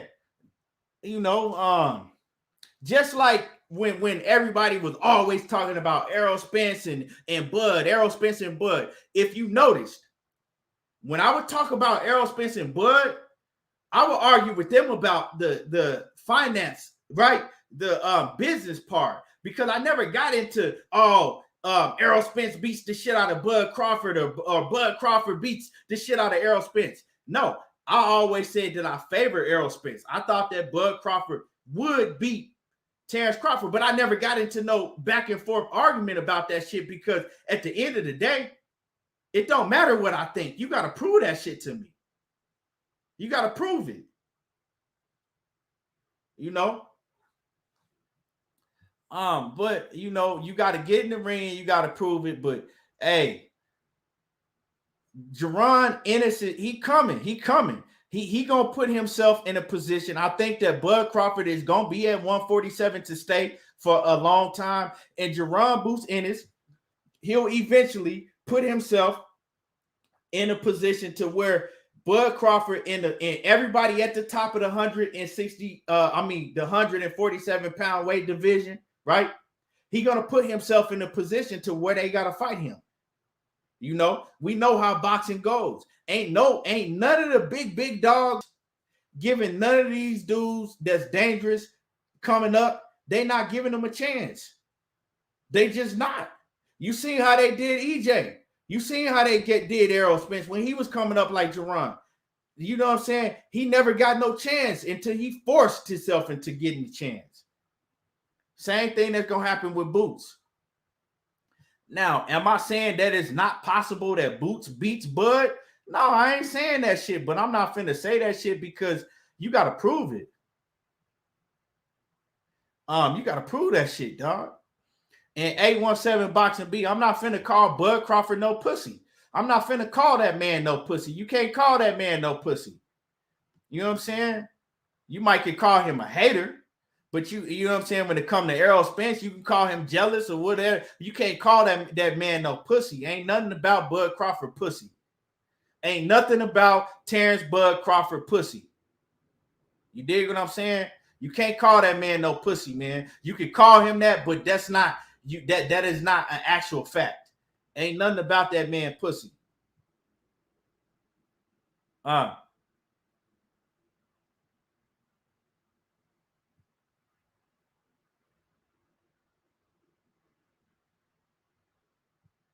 me see. Let me see what y'all talking about. Let me see what y'all talking about. Zenner 360, what's happening with it? He say fans trying to force this in his stuff. He just fought his first top 10 guy. No one ducking him. The big dog's going for undisputed. Yeah, that's a fact, Zenith. You know what I'm saying? Let's stop crowning these fighters before let's stop crowning these fighters. Look, you can go back easily, you know what I'm saying? You can go back to Adrian Brunner, right? When Adrian Brunner was up and coming. Adrian Brunner looked like he could do every fucking thing. He looked like he had speed, power, quickness, footwork, everything, right? And then what happened to AB when he stepped up in competition? So just stop crowning these dudes. And I'm not saying that Jerron Boots Ennis is going to be like that. I think he's going to be I think the motherfucker a great. I think he gonna be a great hell of a fighter, but we don't know yet. We don't know this yet. Let me see, and y'all hit my like button. The least thing that y'all can do is hit my like button before we get into this next topic. You know what I'm saying? Because we got a lot of time to talk about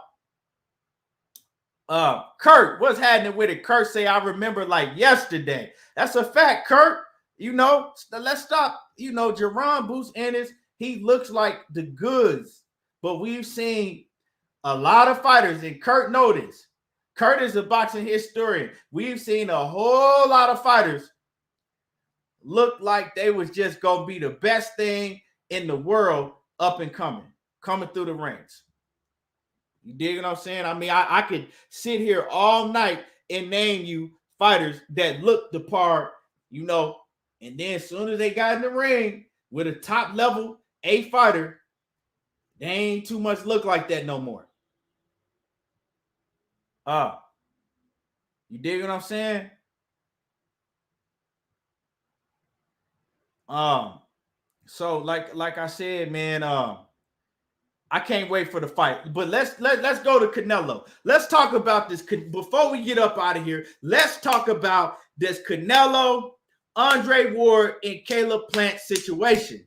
Let's talk about this situation because you know it's been a lot of talking going on and from both sides. Now, the first thing I want to start off when we talking about this Canelo situation, right? I see Caleb Plant and Andre Ward, they working together, right? And I hear, you know what I'm saying? I hear a lot of people laughing like, oh, ain't nothing that Andre Ward can do to help Caleb Plant. Like, how can you make a man, like, how can Caleb Plant learn, you know, new things and new tricks? It's not about that. It's not about Caleb Plant learning no new tricks and all of that shit, right? It's about them coming up with a game plan, right? Showing Caleb Plant, okay, when you see this in certain situations, you know what I'm saying? This is what he gonna do. This is what he likes to do. This is his characteristics in this situation. So we working on the game plan and we getting your mental. You already confident, right? We fine tuning everything that you already know how to do. So if anybody coming with that bullshit talking about, Andre Ward can't teach him nothing this quick. How's Andre Ward he's not trying to teach him nothing. Andre Ward is not in there trying to teach Caleb Plant nothing that he doesn't already do and nothing that he can't already do. That's just common sense. Andre Ward is in there helping him sharpen, right? Helping him get sharp. Iron sharpens iron. Straight up. If you know, you know. Iron sharpens iron, right? Caleb Plant is already sharp. He already got all of the tools in the bag, right? He's sharpening the knife. He's getting him more sharper, right? And the mentality, it's about that. It's about knowing what to do in certain situations. It's about all of that. So can somebody like Andre Ward help you build your confidence higher than what has already been built up to? Because we already see that Caleb Plant, he's already very confident, right, in his abilities, right? But Andre Ward is a fighter that's been in with the best of the best. He's been in every situation he's been in every situation that you can think of, right? So Andre Ward, he can study film on Canelo, right? And so what they're doing is they're just sharpening him up, giving him pointers. This is what you do in this situation. He likes to do this. When you see this, that's what they're doing. That's what they're working on. And of course, they can help out Caleb Plant. Who wouldn't want somebody like Andre Ward in their camp, sharpening you up, sparring with you, telling you what to do in certain situations? Come on now. And so, you know, this is yeah, I love this. I love this for Caleb Plant. And I love this for Caleb Plant because to me, Caleb Plant already got all the tools. And yeah, Canelo is a great fighter. So can't nobody come in here and tell me that Canelo is not a great fighter. But hey, Caleb Plant, he's a very great fighter too. And if you watch Caleb Plant, the skills that he has and everything that he does, it's going to present a lot of problems for Canelo Alvarez. I keep telling y'all this. We about what? Let me see. We about 2 months out. Then we probably like almost exactly 2 months out. Right? We almost exactly 2 months out. You know what I'm saying? Look, what about like a day less than 2 months out? The fight is on November the 6th. What is it? September the 17th. So, we about 2 months out. Y'all gonna see everybody that think that Canelo Alvarez is gonna have a walk in the park and walk through Caleb Plant. Like I keep telling y'all, y'all are gonna be very disappointed because it's not gonna turn out how y'all want it to turn out. And it's not gonna turn out like that. Sheena says Plant is nice. Yeah, Plant is very nice. Canelo is nice. But y'all, I'm telling y'all, one thing I could almost guarantee, you haven't seen Canelo in the ring with a fighter that has the arsenal of Caleb Plant ever since he fought Lara.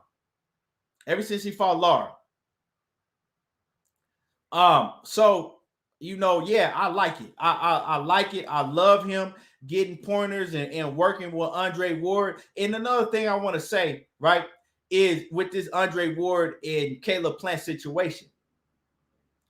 Y'all, this situation, right? Damn, I forgot because I was reading one of y'all comments at the same time and forgot what the fuck I was finna say. Hold on.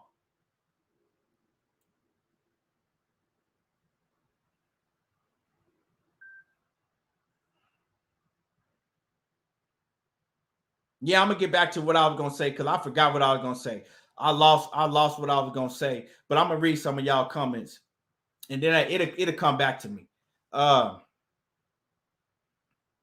Mr. Reg J says, I got my bet in already. Plus 550 Plant. Oh, yeah, you already know.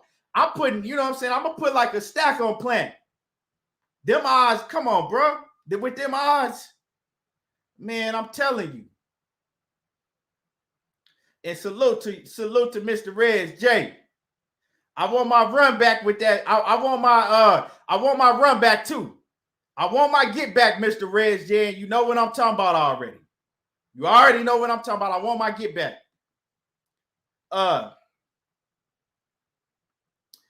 817 say Canelo didn't move up until Dre retired. And we gonna talk about all that, man. We gonna talk about all of that.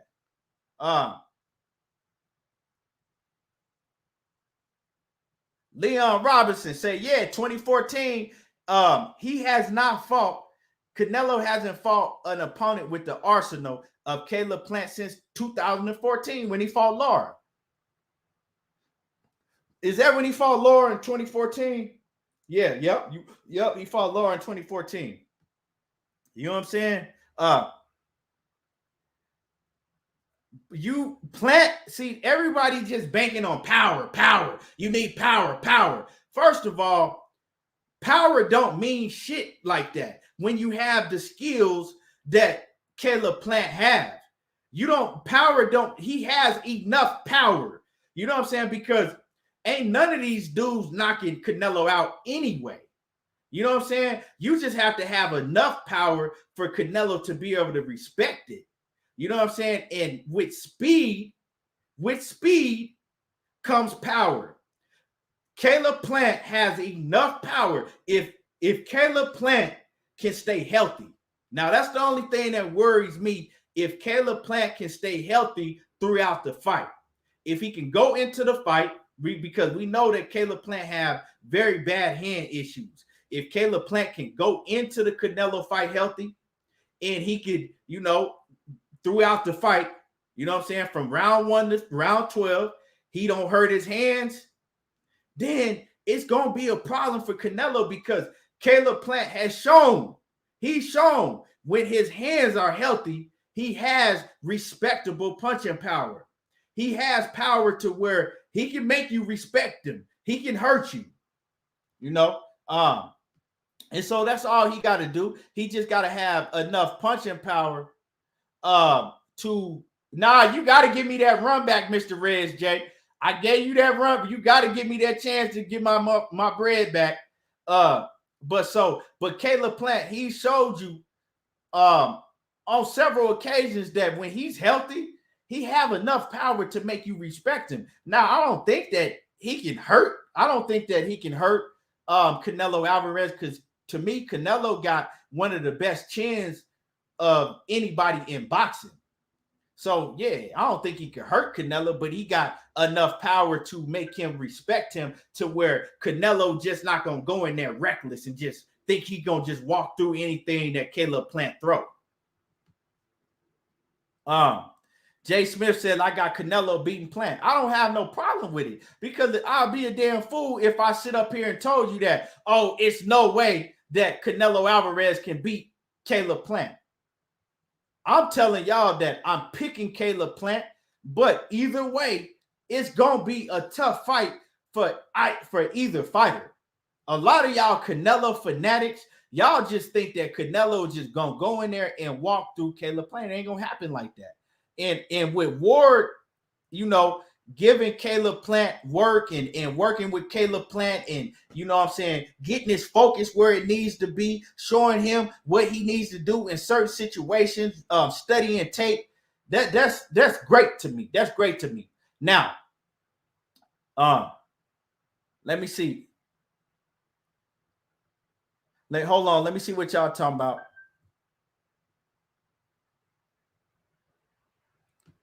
Let me see. Now, right? I'm going to tell y'all this, right? A lot of people talking about this Andre Ward situation, right? Andre Ward and Canelo Alvarez. Canelo, you know, he finally opened up his mouth and he talked about Andre Ward. And he's saying that, yeah, hey, after I beat, you know what I'm saying, after I beat Caleb Plant, I'm going to go ahead and, you know what I'm saying, if Ward wants to smoke, I'll smash him too, basically. Now, first of all, Canelo Alvarez, he shouldn't even be speaking on Andre Ward, because if you looking past Caleb Plant and you letting all your fans, right?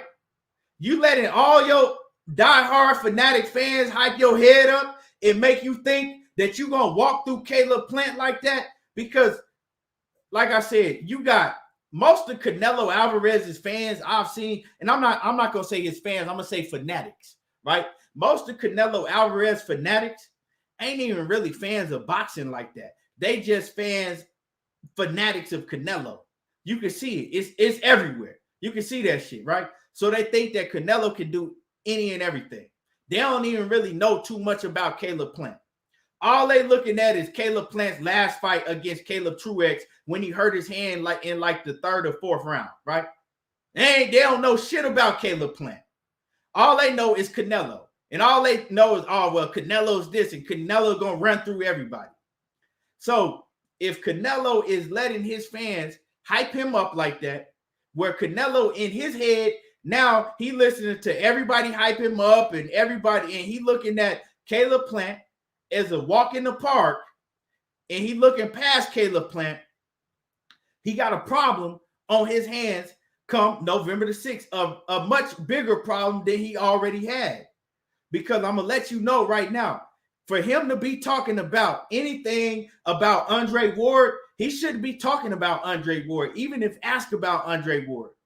His response should have been, I got a tough task in front of me, and you can ask me about Andre Ward after, you know, I get past Caleb Plant.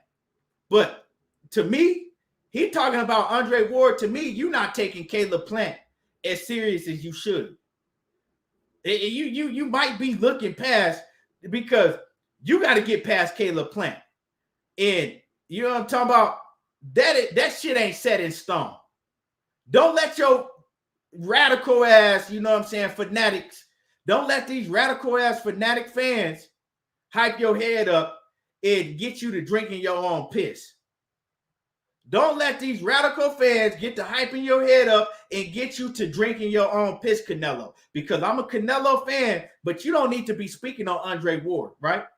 And if you think that if you think for 1 second that, oh, well, I'm going to get past Canelo, I'm going to get past Caleb Plant, if I get past Caleb Plant, right? That Andre Ward is just sitting on the sidelines and Andre Ward ain't going to be ready.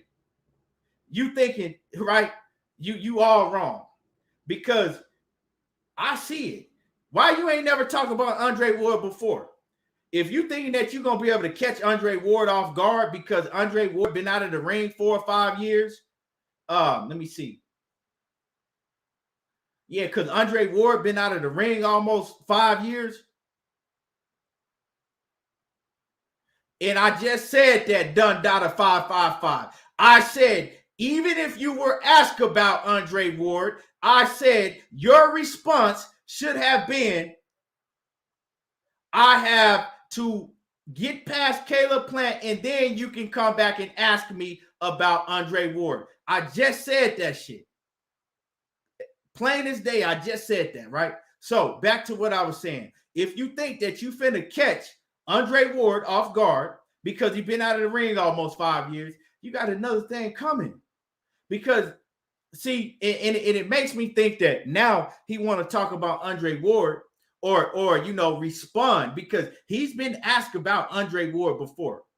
He ain't never said nothing about Andre Ward. But now, if you think that, oh, well, now I can talk about him because, I think that he's done. He's been out of the ring long enough and he done. Nah, because if Andre Ward is the type of fighter, right? I'm letting y'all know right now, for some of y'all radical fans that don't really know boxing, you just a fanatic of Canelo. I'm letting you know right now. If Andre Ward says, you know what? Let's make it happen. I'll get in the ring with Canelo. If Andre Ward comes out and he says that, of course, right now, Andre Ward is not going to speak on Canelo Alvarez right now because he knows that his man, Caleb Plant, has a fight with Canelo Alvarez. And Andre Ward believes in Canelo Alvarez.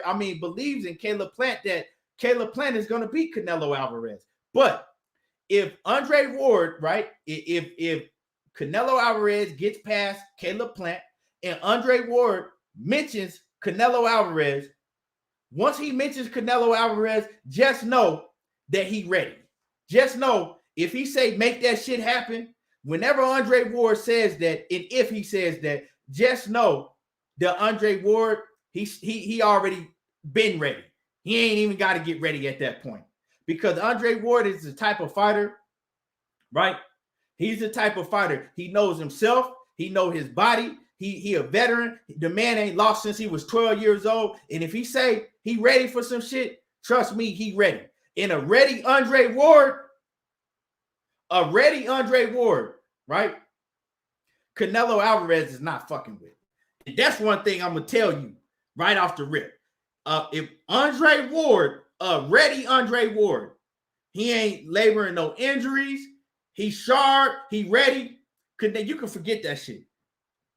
That's all bad.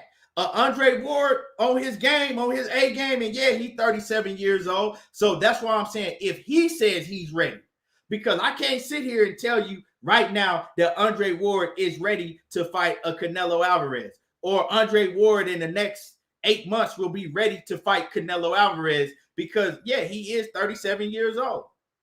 I don't know his body. I don't know what Andre Ward is ready for, but I'm telling you, if he tell you that he's ready, Canelo has a problem, and that's a problem that he's not going to be able to solve, right? So I can't tell you that Andre Ward can get up off the couch and beat Canelo Alvarez. I'm not finna tell you that. But if he tell you that he's ready to get up off the couch or take a tune up and ready to face Canelo Alvarez, well, if he tell you that, that's when you know that he's ready, and that's when I know, right, that Canelo Alvarez is not fucking with Andre Ward. But see, Andre Ward is smart. Andre Ward is smart enough to go through a training camp, right? Or start training, right? And to know himself, to know, okay, I ain't got it. I don't got it like that no more.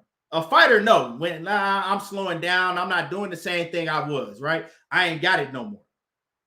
Or he's smart enough to know, like, okay, I'm feeling it. I'm back to right where I was when I left off. I got it. And yeah, at that point, Canelo is not fucking with Andre Ward. You know what I'm saying?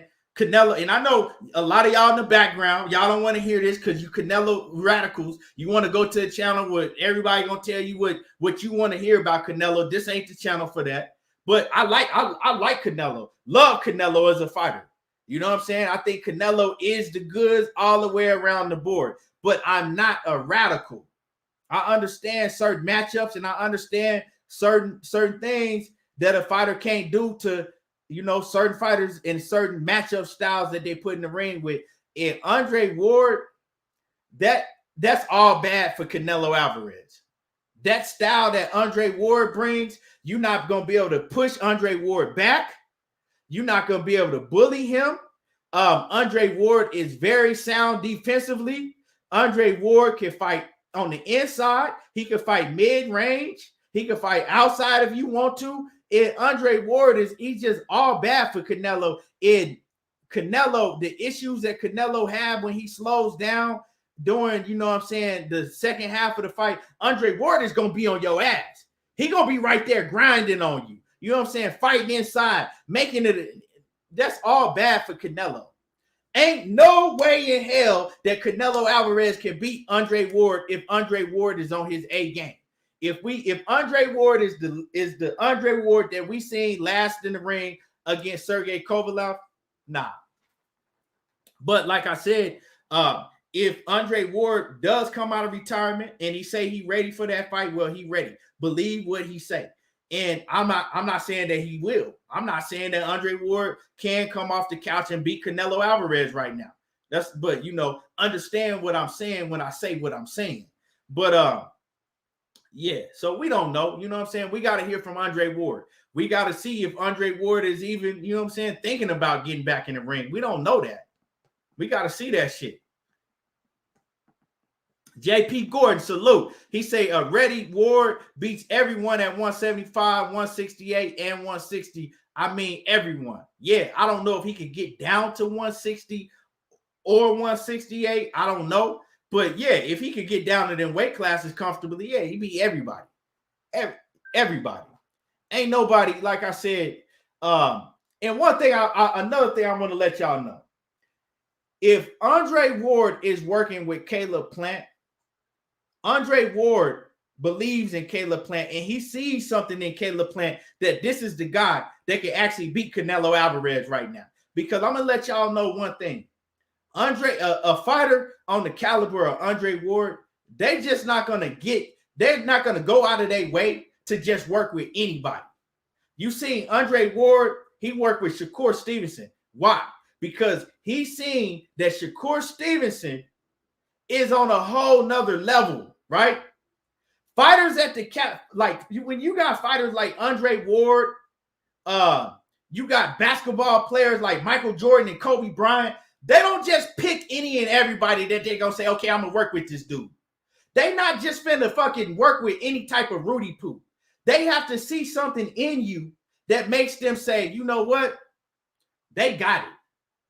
Like, you know what I'm saying? They got it in them. I want to work with him because he really got it. I see a lot of myself in him. If I work with him, I can take him to a whole nother level. That's why Andre Ward is working with Caleb Plant. He ain't just wake up and say, oh, Caleb Plant is fighting Canelo Alvarez. You know what? I ain't never worked with Caleb Plant before. I want to go over there and just work with Caleb Plant, even though I think that Caleb Plant gonna get knocked out. No, that ain't how it works. A fighter on the caliber of Andre Ward, they just not gonna work with just anybody.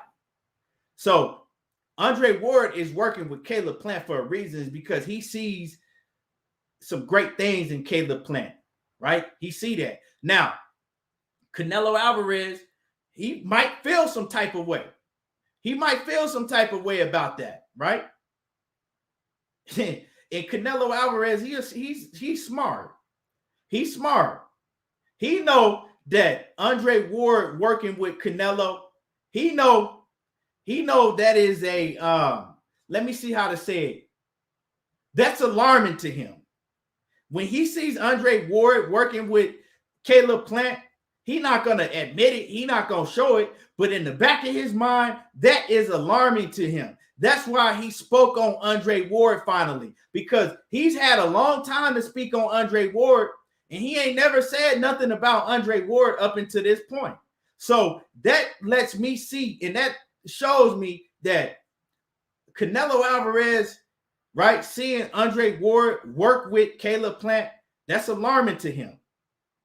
It got him thinking, what are they working on? What do they see, and what flaws do they see? Telling y'all, come November 6th, a lot of y'all might walk out of that arena or turn your TVs off, sad in the motherfucker. Come and you might have 1,000,010 excuses come November 6th. Because the fight, I can guarantee you that the fight ain't gonna turn out like a lot of y'all are saying it's gonna turn out. And when I say that, I'm not saying that it's that Canelo ain't gonna possibly win the fight. I'm saying that it's not gonna be no walk in the park like a lot of y'all think it's gonna be.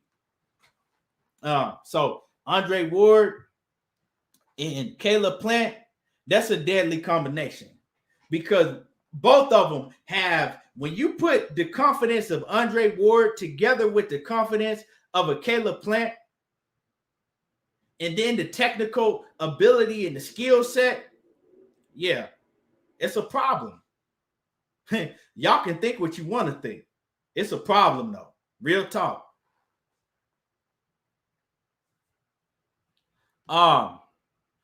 Let me see what y'all saying. Batman, what's happening? What's going down? Batman missed the whole show. Let me see.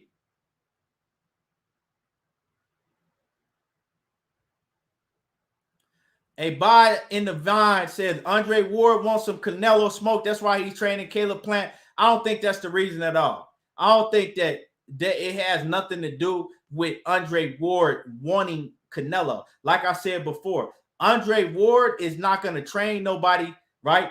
Or fuck with nobody that he doesn't see something in. He sees Caleb Plant is the fighter that he thinks that can beat Canelo Alvarez.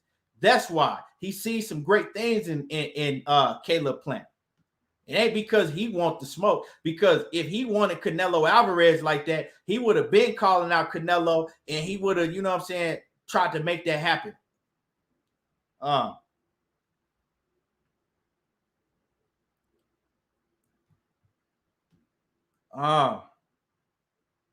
Let me see what else. What else y'all talking about? Zenith say it's not about not entertaining. It's about other fights. People want more. Everything ain't personal. People too most. I think he's talking about somebody else. Ed562 in the house. He says, got my tickets for November the 6th. Canelo versus Plant fight. Canelo making history. Embrace it. Like I said, if Canelo does beat Caleb Plant, I'm going to embrace it just as much as any other Canelo fan is going to embrace it. You know what I'm saying? If he does beat him, I'm not finna be mad. I ain't finna be sad. I'm going to embrace it and give him his props, because that means that he earned it. And he, you know, to me, he accomplished a great thing. I don't think it's going to go down like that, though. But if it does, hey, of course I'm going to embrace it. Now, they was tripping with them ticket prices. Them ticket prices to that Canelo Plant fight, yeah, they lost their fucking mind with them ticket prices. They done lost their damn mind with them ticket prices. Them ticket prices was outrageous. Outrageous them ticket prices was. So I want to go to the fight, but I'm not going to. I'm not paying. No, I'm not finna pay no. You know what I'm saying? 5,700, 6,000 to sit. You know what I'm saying, on the floor. You know, 10, 11 rows back. Like, them ticket prices was just outrageous. 817 Boxing B said you going to Bud versus Porter. Yeah, I think I might go to that fight, bro. I think I might go to Bud Crawford versus Porter if they fight. If they fight, I might go to that fight.